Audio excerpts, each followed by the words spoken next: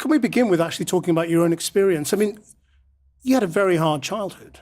At what point did you realise how hard it was? I think I realised it when I started to talk about it and see the reactions that other people would have to it. That's not to say that I didn't feel that it was difficult at times. It's just that you kind of adjust. So, I mean, like, if you look at the guys that get put in prison, you know, the first couple of nights might be quite nerve-wracking, but they become well adjusted to the anxiety pretty soon after. And I think it's the same for people experiencing different kinds of adversity, whether it's poverty or neglect or other forms of abuse.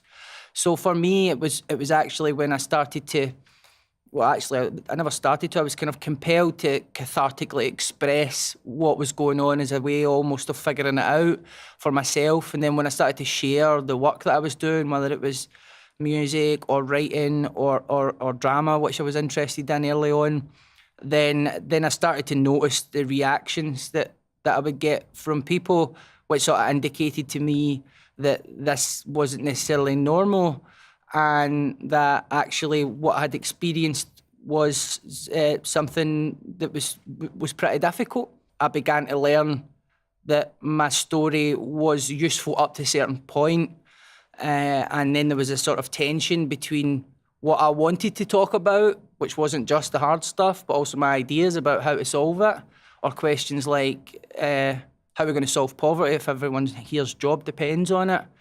And so then I started to recognise actually that some of the institutions that were set up to support me only wanted to hear a certain amount of what I had to say. And so I had to become a bit smarter about how to navigate my way into a conversation. You introduce how violence can overshadow young lives very, very early on in the book, and what the impact of that might be as people grow up. What was your own experience? I think the incident in the book that I describe is quite a specific incident where my mother lost her temper with me and pursued me through the house with a knife, held me up against a wall, and then she was she was kind of grabbed by my dad, and I was bundled out the house. That's a sort of acute, explosive act of violence that actually didn't occur too often to me, but what that does is that it creates a sort of vigilance in you, even at that young age, where there's an expectation that harm will occur. There's an expectation that you can't trust people, an expectation that you're living in a hostile world where even the people that are supposed to love you and look after you could just flip on you any minute. And that experience was couched in, obviously, my mother's alcoholism, which was couched in a broader community where the threat of violence is ubiquitous. I mean, your threat sensitivity, your risk perception are always on high alert when you grow up in a community like this. Even if you don't experience violence in the home, you're always navigating it. You're always assessing a vast array of potential threats. And for someone like me, then that means that you're living in a constant state of stress. And the minute that you become old enough that a new range of stress management solutions become available to you, then that's when you begin to initiate the cycle where you become the alcoholic and you become the person who's living in chaos and you become the person who's almost kind of aloof or ignorant to the trauma or harm that you're transmitting on to other people around you.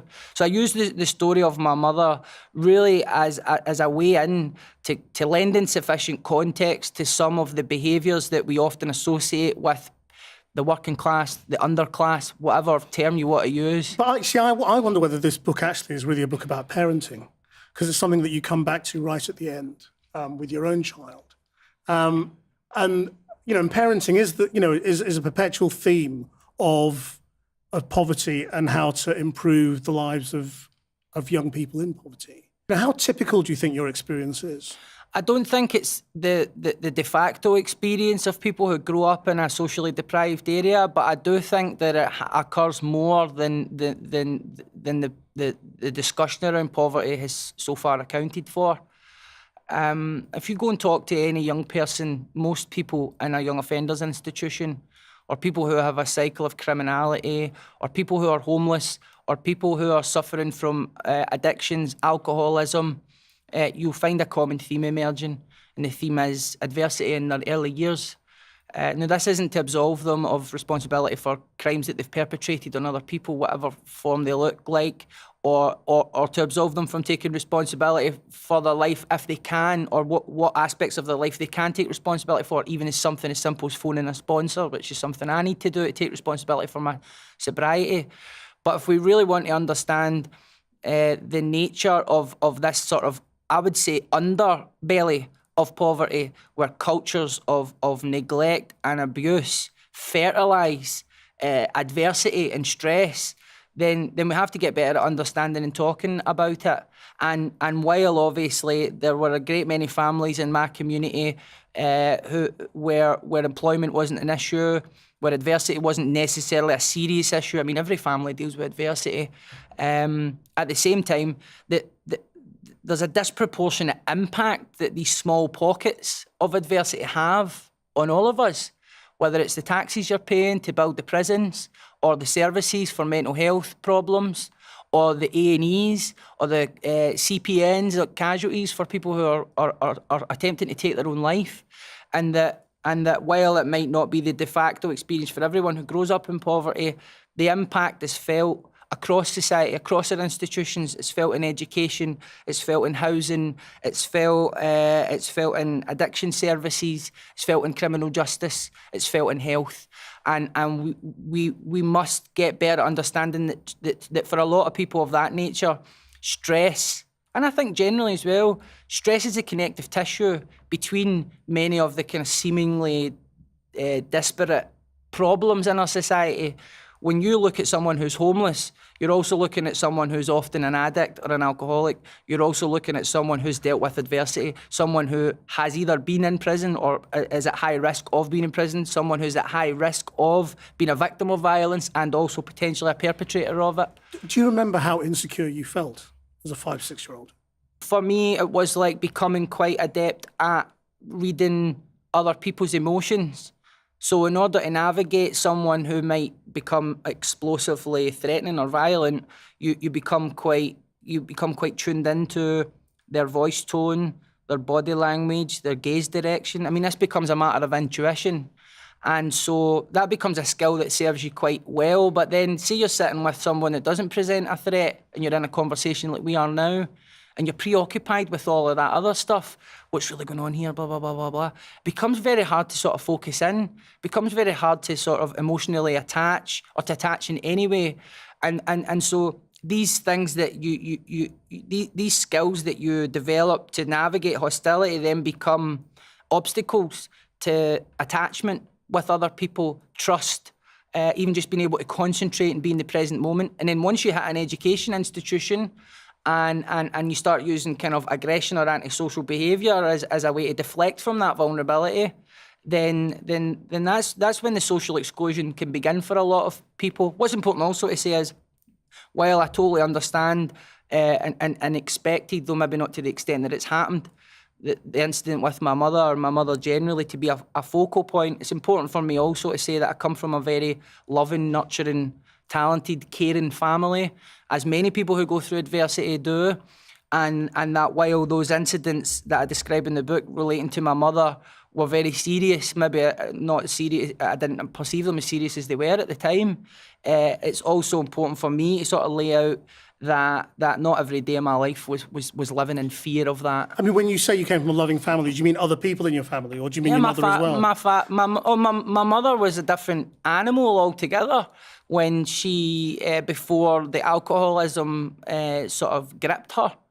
And this is something that was always relayed to me by people who knew her. I mean, one of my mother had a strong maternal instinct. We were always very well dressed, well kept. She was also sort of very helpful when it came to other families, you know, helping out here and there where she could. She was a victim of various forms of violence that women are likely to become subject to. And I just don't think that she got the support that she might have got for whatever reason. And it's obviously really sad. But the story begins with her growing up in social deprivation, adversity, stress, and a certain range of solutions in management being modelled to her. And that's a story for a lot of people in this country. Why do you think things hadn't changed to the extent in 1984, when you were born and afterwards, that this would stop in some way? I mean, I lived in Glasgow in 1988, and Glasgow was emerging as this sort of proud city of culture. It was getting rid of the estates. It was gentrifying all over the place. And, the ideas of these sort of extreme poverty histories in Glasgow was something that was being sort of pushed aside and not talked about anymore, as if it didn't happen anymore. Yet your book lays out very clearly that it was, and that it was just as bad as it had been in the 70s and the 60s. Yeah, the nature of the poverty began to change, I think. So what we were dealing with in the 80s was the first time, really, that there was a decline in industrial activity in the lifetimes of anyone, certainly alive at that point. And this presented a specific range of problems for those communities. So the first one was employment, the mechanism by which you work yourself out of poverty. The second one was the fact that a lot of these towns, a lot of these places, they were physically built around industry. So when the industry goes into decline, they have no centre.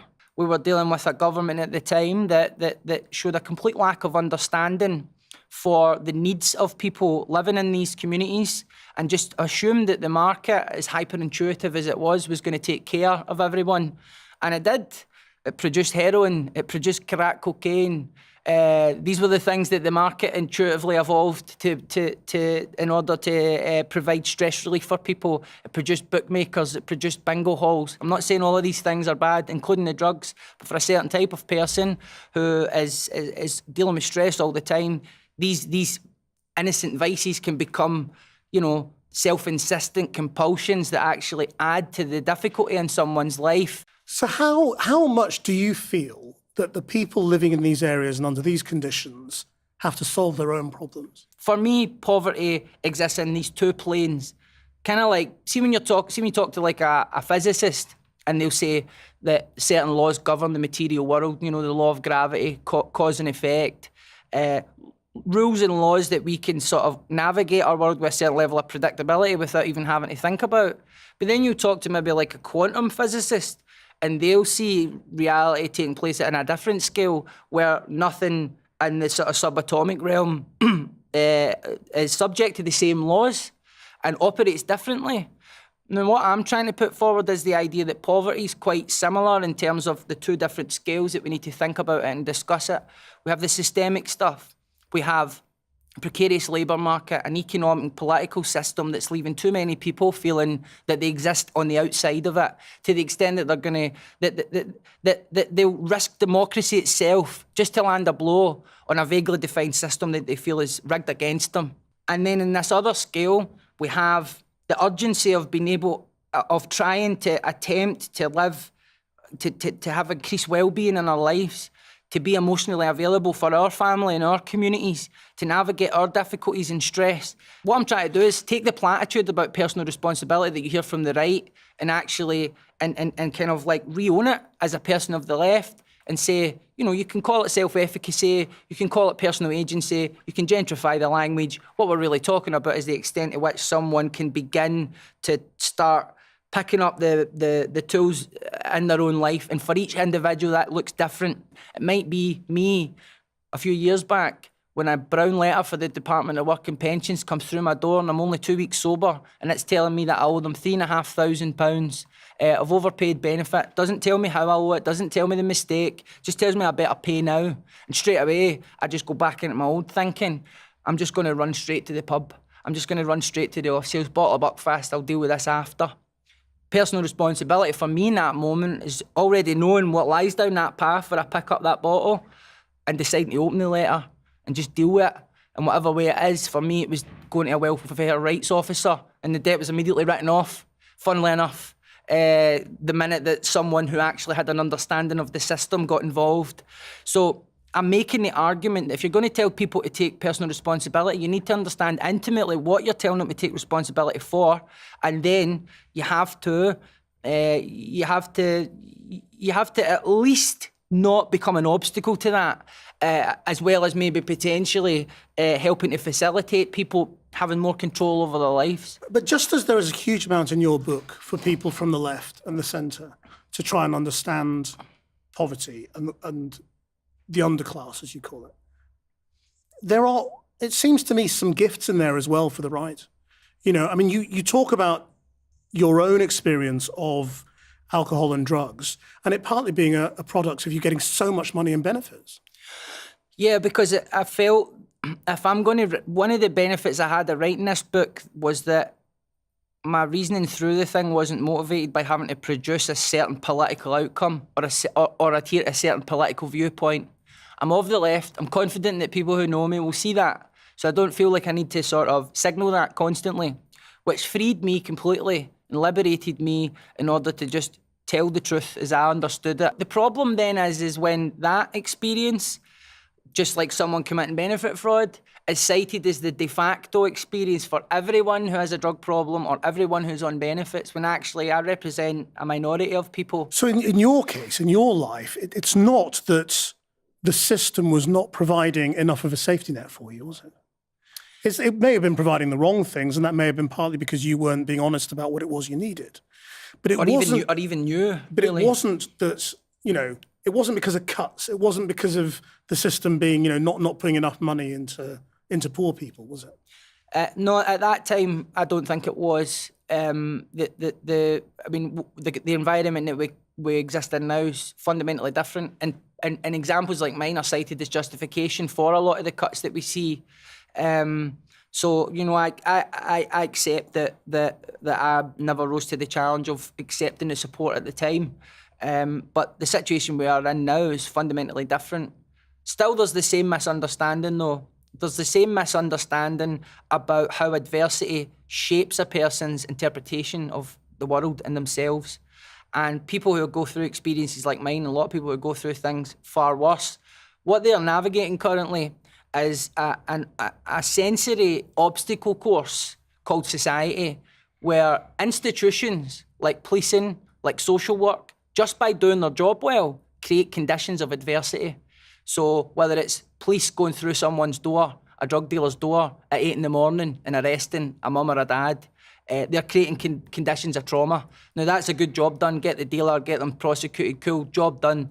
So what about if we start considering those areas where we might actually be exacerbating a problem and think, as many have, go in the door at 9:30 when the kids are at school?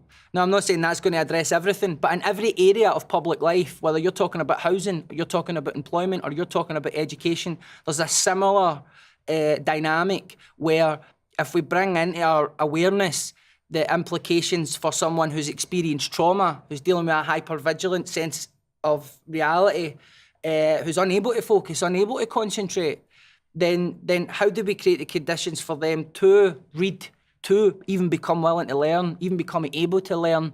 And a lot of the time I see the social exclusion journey beginning in school, where a lot of children are excluded from school, signposted to institutions away from school, or they're kind of triaged until people know how to deal with them.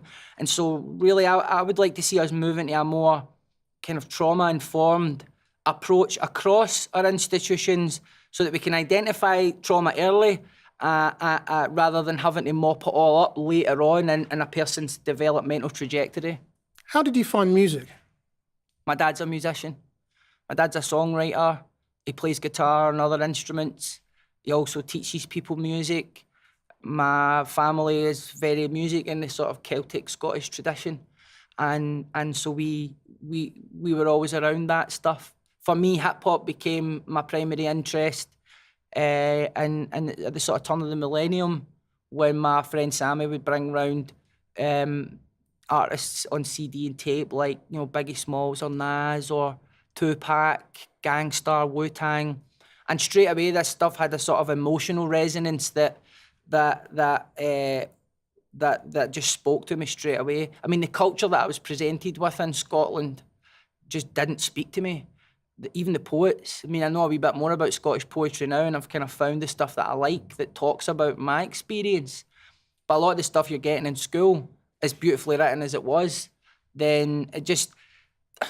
the barrier was so pronounced to actually getting through it that you just gave up, because not only is it couched in very high language that's difficult straight away, but also it's talking about, you know, it's seeing everything from an aristocratic perspective almost. So you just can't find a way in. Hip hop became this thing where it was a low access level. I didn't have to own anything in order to participate in it. And also it became a legitimate place for me to express anger. Whereas in a lot of these other art forms, you know, expressing anger, unless you're an actor, is something that really threatens people. Very early on, whether it was subconscious or not, this compulsion to be creative really started to emerge in me. You know, all the time I was working on things from a very young age. Did you try hard at school? I did some of the time. I struggled in school, not necessarily because I couldn't do the work, but the sort of school that I went to is a school where lots of young people are presenting with similar problems as myself. So it creates a bit of a patchy learning environment where you're not just thinking about the curriculum and academic success, but you're also navigating all of the social pressures that come with using words like beautiful to describe a girl's hairdo on a school bus full of like wee guys who, for whom unsanctioned language is either an invitation to mock you or to fight you sometimes. So you've got all that going on as well. I mean, you talk about Byers Road. The first time I went to Byers Road was for anger management. But the first observation that I made of Byers Road was how calm everyone seemed. The fact everyone seemed to dress individually, seemed to gesticulate with their hands, kind of like I'm doing now, because I feel quite comfortable. And Byers Road, we should say, for those who don't know, is a road in the West End of Glasgow. It's a pretty studenty, middle-class, shishy area now. Yeah, and so like that was the first time really that it came into focus, how different life could be within one city. Because I was only travelling one stop on the underground and suddenly I felt like I was in another country. And I think that was the formative observation that really just evolved over the years and maybe became a bit more, I don't know, sophisticated as new information came into play and new experiences. But it all goes back to that. It all goes back to saying, hang on, life is not just about you having more money. You have more emotional resources. You have more freedom to be who you are. And that's why you enjoy life more than someone like me who's on my way back to Govan.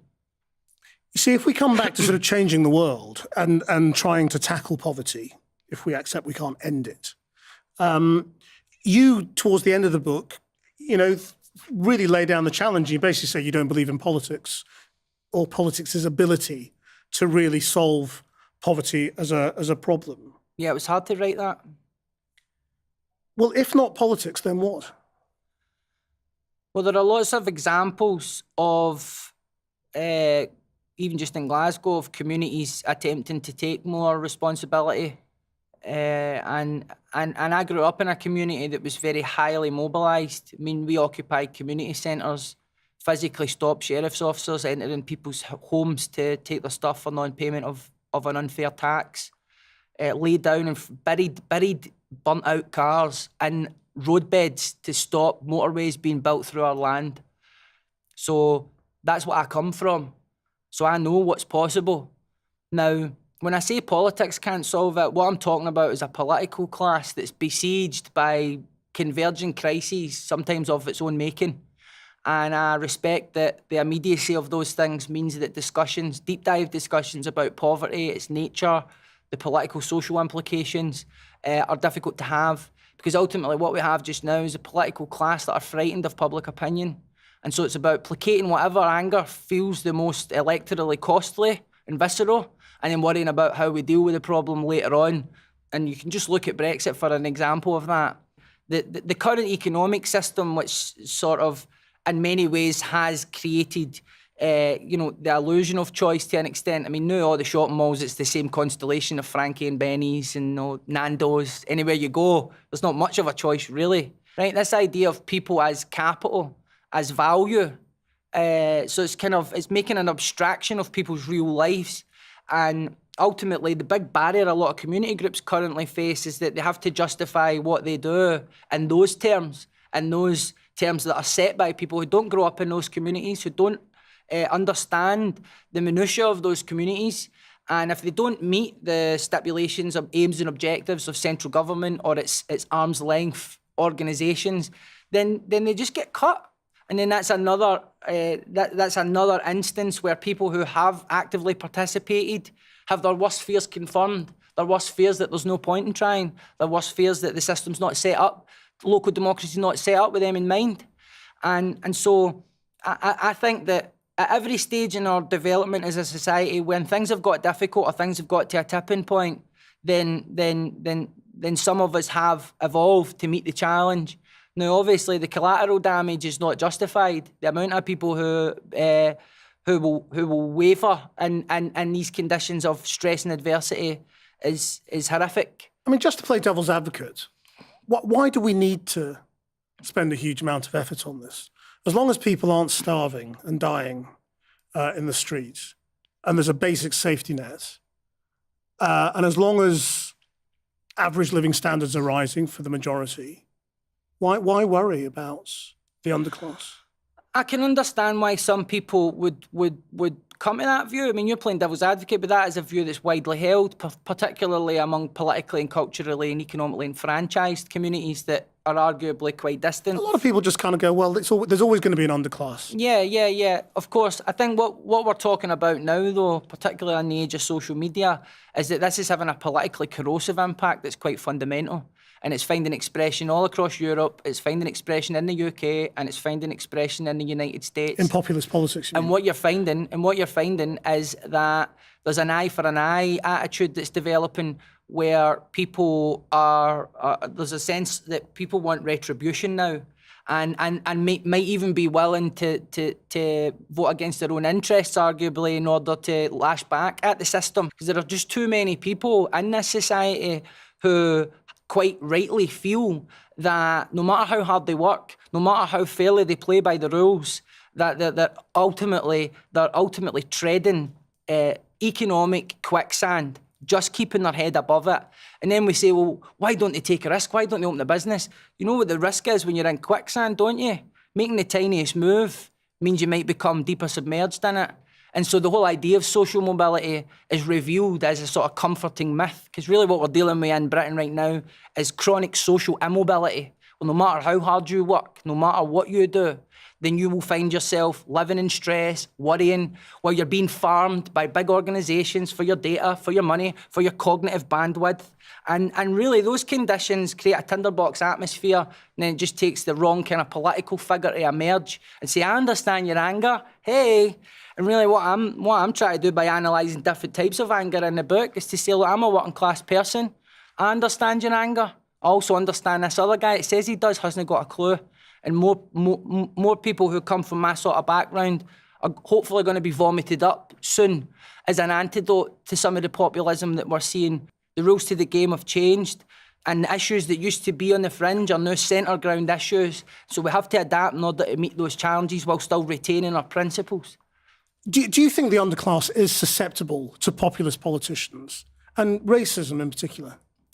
I think anyone can be susceptible to those ideas, particularly when they're presented as solutions to other problems that people are experiencing. So obviously immigration's a real live issue now in many communities, even in communities that aren't actually affected by immigration at all. And I think where people become susceptible to some of the myths around it, like it's immigration that's causing a crisis in the NHS, for example, then it's usually because, not usually because, it's often because they're living in conditions of stress.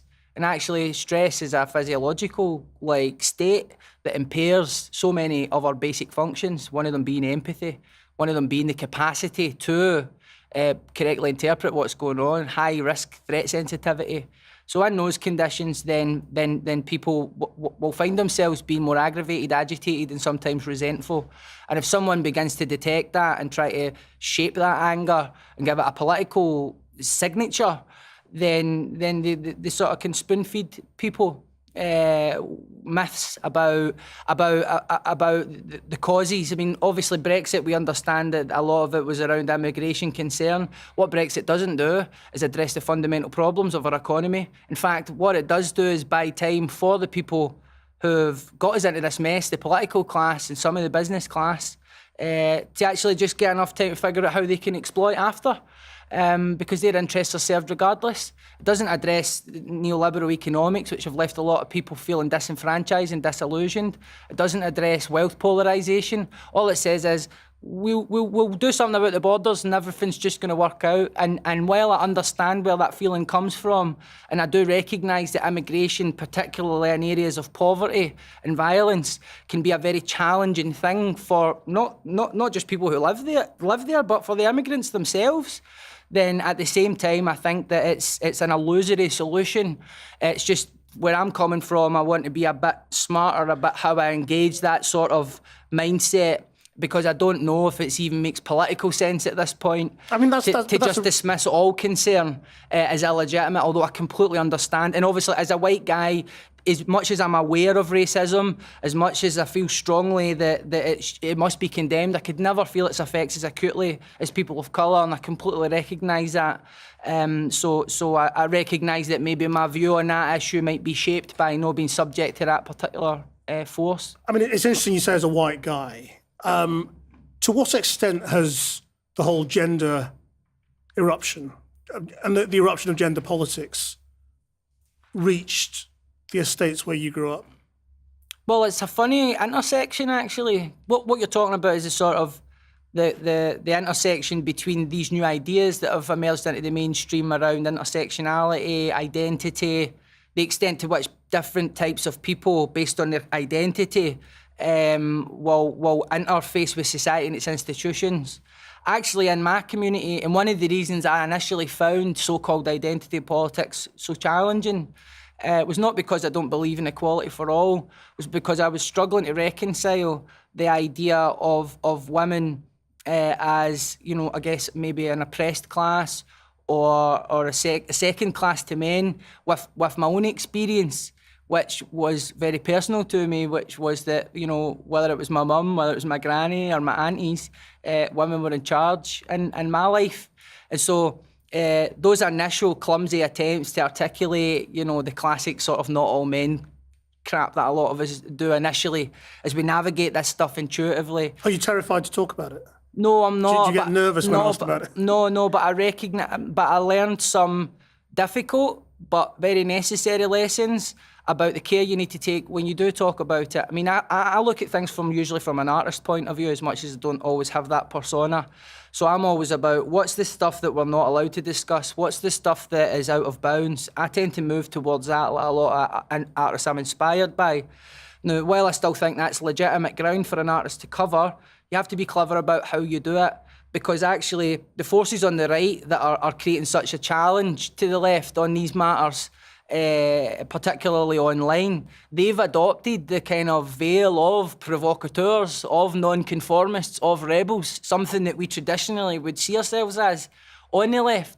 So I learned some lessons about the fact that that just because something feels challenging to me, that doesn't necessarily, that shouldn't redirect my thinking on politics. I shouldn't just jump on YouTube and fall down the first rabbit hole that makes me feel good.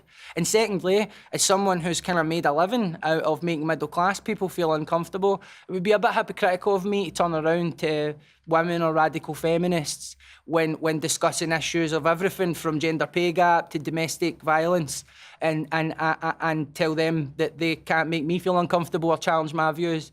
And my Fringe show really is an attempt to articulate how I navigated that personally as a man. I know it's not to make it all about men, but as a man with a platform and a community of young men and a landscape with lots of new ideas, I'm trying to articulate how you can find your way back to your politics and reconcile the personal with the political. I mean, having said that you don't really believe the political system has the answers to these problems that you detail, what can politics do? What do you think the political system can achieve then? The political system... As opposed to individuals. I mean, you said a lot about what you think individuals can do and communities can do. It's important to acknowledge that the UK model of democracy is dysfunctional. And if you go and talk to Welsh probation officers, or you go and talk to people in Scotland, or you go and talk to people in Ireland, you'll find the same themes emerging, which is London doesn't take incoming calls. And it's not just politics in London that doesn't take incoming calls. So what we need, whether it's a new settlement on how power is distributed around the UK, or whether it's the sort of hands-up moment of humility from the political class in London to say, actually, there's a lot of this that we're missing, there's a lot of this that we're getting wrong. It's counterintuitive for a politician to do that. That's why pressure needs to be applied. That's why we need movements. That's why we need activists, as irritating as they can be, and I include myself in this. All the advances that we have in terms of human rights, in terms of equality, in terms of public services, housing rights, every single thing all came usually from a left-wing group of people who wouldn't shut up no matter how much right-wing press demonised them and no matter how annoying people in their own community found it. And so in this social media age, we just need to get more tooled up and sophisticated, because this is one thing the right do really well. We need to get more sophisticated about how the average person navigates new ideas intuitively on social media, the implications of conducting our politics on that. And I believe we need to use social media to organise meeting up in real life, get together, get a sense of one another, talk about the difficult issues in forums, physical forums where we can see and sense each other. And then I think from that, we can start to begin understanding the needs of communities, what they want, what the problems are, and then beginning to articulate a clearer vision from the left about how we would go about addressing the problems in our society. Have you found Corbyn a disappointment? I think Corbyn's very effective in campaign mode, and I know that he's in campaign mode all the time. There's a lot of grassroots stuff that goes on with the Labour Party just now, and I think they're trying to reactivate a lot of those kind of closed cells. And they have very deep roots in a lot of the communities that sort of turned away during the New Labour years. My frustration is that Corbyn presents himself as a radical alternative, and this is why he won't necessarily engage in the usual way that you should with mainstream media if you want to get elected. So on one hand, it's radical, and then on the other hand, he's pro-Trident. And so how can you occupy both of those positions? If you're going to say Trident renewal is politically feasible or doable or whatever, then just play the game. You know, this is a government in more disarray. Just a poll released today, 10% approval rating of the government's handling of Brexit. This is the moment the government's on the ropes. This is the moment we need a strong opposition. This is the moment to sort of show your teeth a wee bit, not to use too much kind of violent language.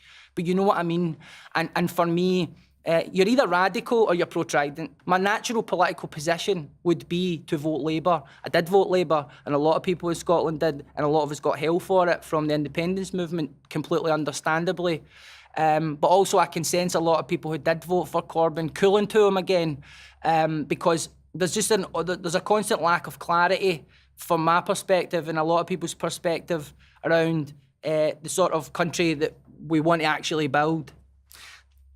Right at the end of your book, you come back to the very personal, and you recognise that your life has changed and the lives of your people in your family have changed for the better, going to university, all that kind of thing. Do you think ultimately that's what this becomes about? That the working class, if you like, can only ever solve their problems by becoming middle class, and that there is no such thing as a stable, satisfactory state for people who don't earn a lot of money? You accused me of being middle class. Of all the things people have said about me over the years, I think that's the one I take most offence to. I understand what you're saying there. I think what I was trying to infuse the final third of the book with was that regardless of your circumstances, usually they are temporary, whether that's conditions of mental or physical difficulty or economic hardship, and that while obviously we need to continue to pressure our politicians and also contribute in our communities, then I do think it's important that, as difficult as things are here, that we locate some sense of gratitude for the fact that we grew up in a country where we have enough liberty that we can protest things, where we have an education system at least that exists, that's free, that we could technically educate ourselves in order to overthrow the very economic system that we exist in. And I think that sort of liberty and freedom's not to be sneered at. And so really in the last part of the book, what I was saying was you can have a parallel journey through this. One is you know exactly, you feel strongly about what needs to change, you actively participate in that, but also take a little moment every now and then to try and find areas in your life that you're grateful for, to try and find areas in your life that you might turn a critical eye on your own behaviour. And I think it's the kind of balance of both perspectives. I wasn't accusing you of being middle class, although I wonder why it is you wouldn't want to be. I mean, you know, my dad was an orphan and he starved as a kid, and he's the one who made good. He became a doctor and he made us middle class. I'm quite proud of that. Why would you not want to be middle class? Well, I was kind of seeing the opportunity for a joke there just at the end. I think what class people attribute to me now is out of my hands. I think a lot of people, I'm becoming public property in a sense, and so's my work. I'll always feel working class at my core. And I'll always do my best to make sure that my connections with those communities and that experience remains very strong. But I accept completely that my claims to either being a victim or hardship are going to become thinner. It looks like, at least as the year continues and as my life continues. For me, really, what the opportunity that's there for me now is to create a life for my children that is not as stressful as it was for me growing up. A place where they can feel open to express their emotions, because I think them being emotionally regulated is not the best contribution I can make to their lives, but the best contribution I can make to my community. Darren McGarvey, thank you very much indeed.